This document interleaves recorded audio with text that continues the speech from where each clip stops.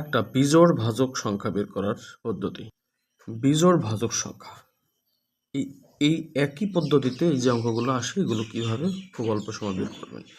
প্রথমত কত 900 এর বিজোড় ভাজক সংখ্যা কত, 900 এভাবে লিখলেন, লিখে ভাগ দিলেন।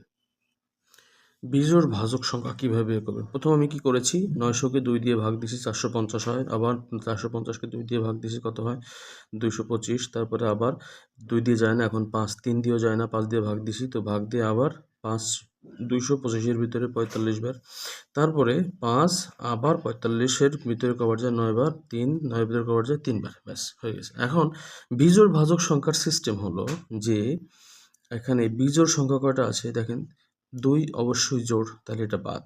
বিজোড় কি 5 5 বিজোড় 3 3 বিজোড়, তো এর জোড় মিল করেন। 5 আছে কয়টা, 2টা, তার মানে এখানে লিখবো আমি 3। আবার 3 একই সংখ্যা, এটা বিজোড়, এটা আছে কয়টা, এটা আছে 2টা, আর এক বেশি লিখবো 3, অর্থাৎ 3 3 9। উত্তর ঘ হয়ে গেছে আপনার অঙ্ক। Thank you so much for watching our video, এবং please subscribe our channel and please follow our Facebook page smart classroom. এই ধরনের গুরুত্বপূর্ণ অঙ্ক এবং শর্ট টেকনিকে শিখতে আমাদের সাথে থাকুন। এরপরে আর একটা অঙ্ক আছে, যে অঙ্কটা আপনাকে, এটা তো শিখলেন বিজোড় ভাজক সংখ্যা, তারপরে জোড় ভাজক সংখ্যা।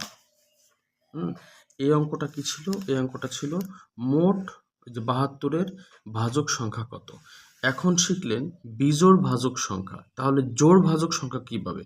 জোড় ভাজক সংখ্যাটা একটু জটিল, এটা একটু শেখাচ্ছি, প্লিজ জাস্ট ওয়েট।